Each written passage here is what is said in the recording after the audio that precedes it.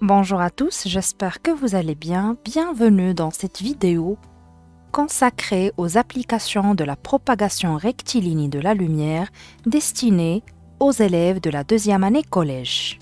Dans cette vidéo, on va commencer par donner une définition de la chambre noire, puis on va construire géométriquement l'image obtenue avec la chambre noire en étudiant les différents facteurs qui influent sur cette image.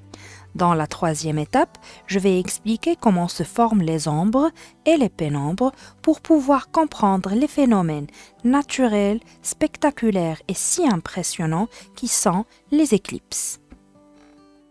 Commençons par la définition de la chambre noire. La chambre noire est une boîte opaque dont une face est translucide, fabriquée par exemple du verre dépoli ou bien du papier calque et qui joue le rôle de l'écran. Et dans la face opposée, appelée diaphragme. Elle est percée d'un petit trou appelé sténopée. Considérant une chambre noire, on vient de dire qu'elle est constituée d'une face qui joue le rôle de l'écran, qui est translucide. La face opposée est appelée diaphragme qui contient le sténopée. Dans un local le plus sombre possible, on place devant l'ouverture de la chambre noire un objet lumineux AB. S'il vous plaît, faites pause à la vidéo, essayez de prendre une feuille, un crayon et une règle. Comme ça, vous allez faire la construction géométrique en même temps que moi, étape par étape. On trace le rayon lumineux issu du point A, passant par le sténopée. Bien évidemment, en respectant le principe de la propagation rectiligne de la lumière, ça veut dire que la lumière se propage selon une ligne droite. On la modélise par une droite munie d'une flèche indiquant le sens de propagation de la lumière. L'intersection du rayon tracé avec l'écran donne le point A', qui est l'image du point A. De la même manière, on trace le rayon lumineux issu du point B et passant par le sténopée. On obtient le point B' qui est l'image du point B. A'B' est l'image de l'objet lumineux AB. On remarque que l'image elle est réelle et renversée. Quels sont les facteurs qui influent sur cette image? Sur le même schéma, on considère la distance entre l'objet et le diaphragme. On lui donne le symbole D. On éloigne l'objet AB du diaphragme, ça veut dire que la distance D, elle augmente. On construit géométriquement l'image A'B' de l'objet lumineux AB de la même manière. Le premier rayon issu du point A donne l'image A'. Le deuxième rayon issu du point B donne l'image B'. L'image A'B' est aussi renversée, mais là on remarque qu'elle est plus petite que l'image A'B' dans le premier cas. On peut conclure que si D augmente, la taille de l'image diminue. D, c'est la distance objet-diaphragme. Un autre exemple ici, on a l'objet lumineux est un arbre. Lorsqu'on éloigne l'objet du diaphragme, on obtient une image qui est plus petite. Voyons maintenant un deuxième facteur qui influe sur l'image obtenue par la chambre noire. Alors maintenant, on va considérer L, la distance entre le diaphragme et l'écran, ou bien on l'appelle aussi la profondeur de la chambre noire. L augmente, donc on a pris une chambre noire qui a une plus grande profondeur. On place l'objet AB, l'objet lumineux, et puis on trace de la même manière le rayon tout d'abord issu par le point lumineux A, ça donne l'image A'. Le rayon issu du point lumineux B qui donne l'image B'. Et comme ça, on a l'image A'B'. On remarque que cette image elle est aussi renversée, mais elle est plus grande. Alors on peut conclure, si elle augmente, la taille de l'image augmente. Donc lorsque la distance entre le diaphragme et l'écran augmente, la taille de l'image augmente. On peut même dire que lorsque la profondeur de la chambre noire est plus grande, la taille de l'image est plus grande. Passons maintenant au troisième facteur qui influe sur l'image obtenue par la chambre noire. Alors là, on a une chambre noire qui a un sténopée de diamètre 1 mm. le diamètre est petit, l'image est nette. Si on prend une chambre noire qui a un sténopé de diamètre 10 mm, on remarque que l'image obtenue est floue. Si le diamètre est grand, l'image est floue. Voyons voir pour un autre exemple. Ici, l'image de l'arbre obtenue avec la chambre noire, elle est nette. Mais si on a une chambre noire qui a un diamètre de sténopé plus grand, on obtient une image qui est floue. On conclut que l'image obtenue avec la chambre noire dépend de 3 facteurs. Le premier, c'est la distance entre l'objet et le diaphragme. Lorsque cette distance augmente, la taille de l'image diminue. Deuxième facteur, c'est la distance entre le diaphragme et l'écran, appelée aussi profondeur de la chambre noire. Lorsque cette distance augmente, la taille de l'image augmente.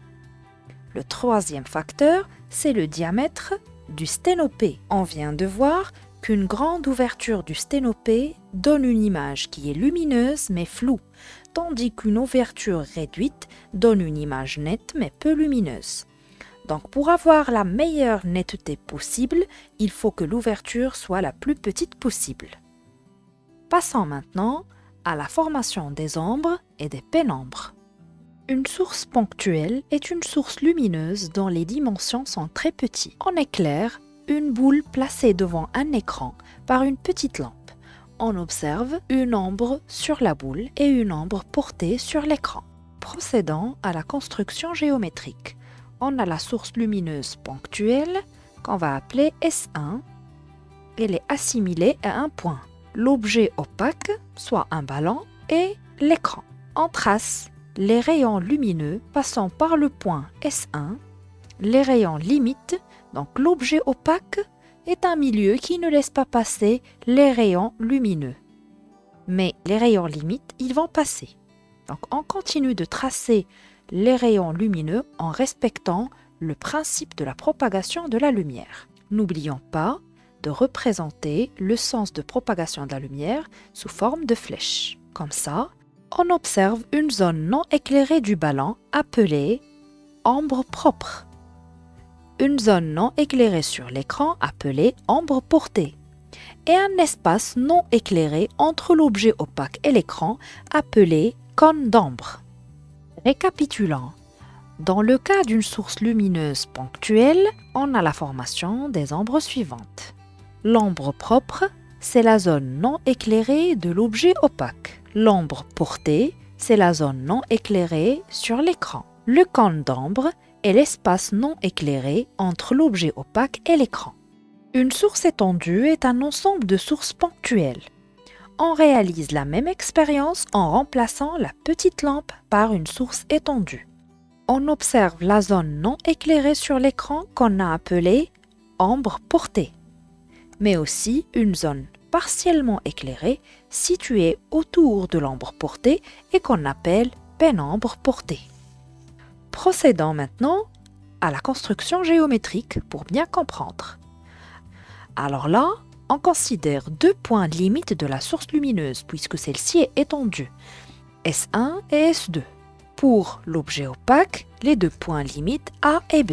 On trace les rayons lumineux issus du point S1 avec le point A, S2 avec le point B.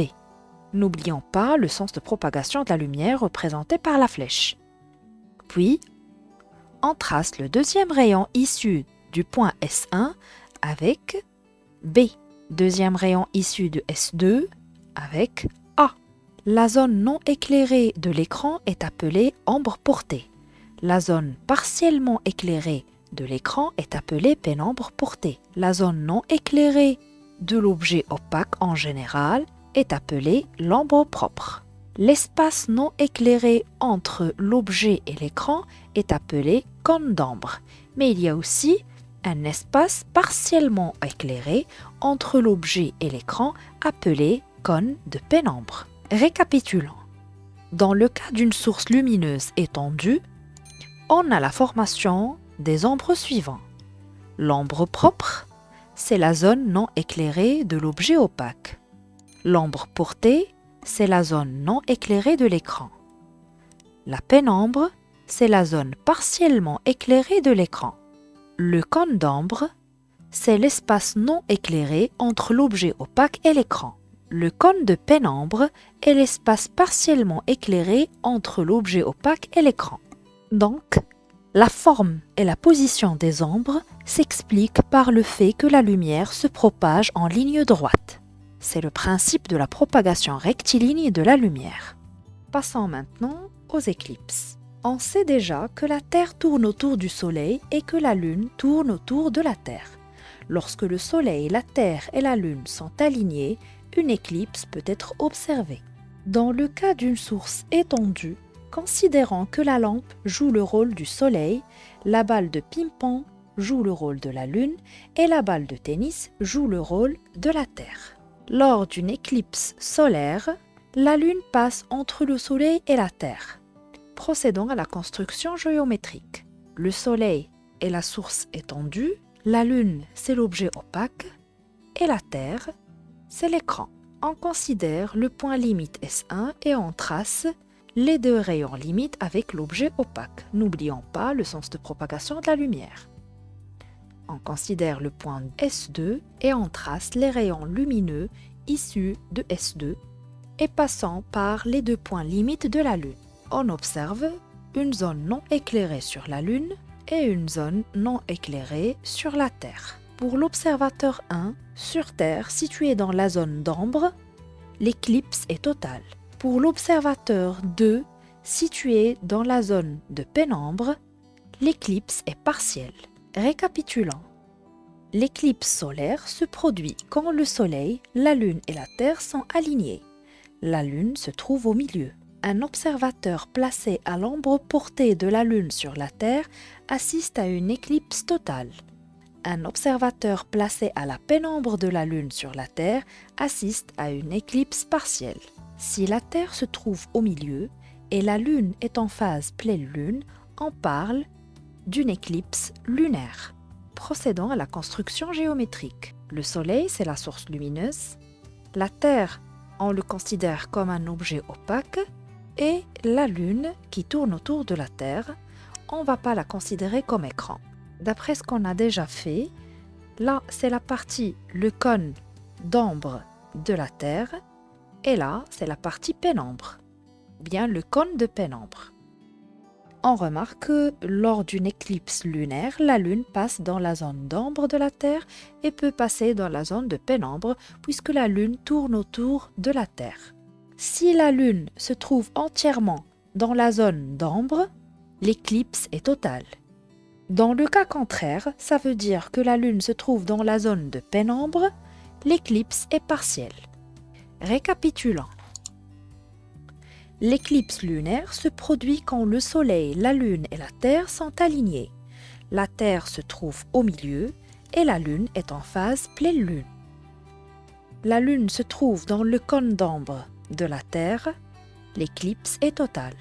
La Lune se trouve dans le cône de pénombre de la Terre, l'éclipse est partielle. Dites-moi dans les commentaires laquelle des constructions géométriques vous avez réussi à faire. L'image obtenue par la chambre noire, la formation des ombres dans le cas d'une source ponctuelle ou dans le cas d'une source étendue. Si oui, automatiquement, vous devez pouvoir dessiner les schémas soit d'une éclipse solaire, soit d'une éclipse lunaire. C'est la fin de cette vidéo. Merci de l'avoir suivi. Bon courage et à très bientôt.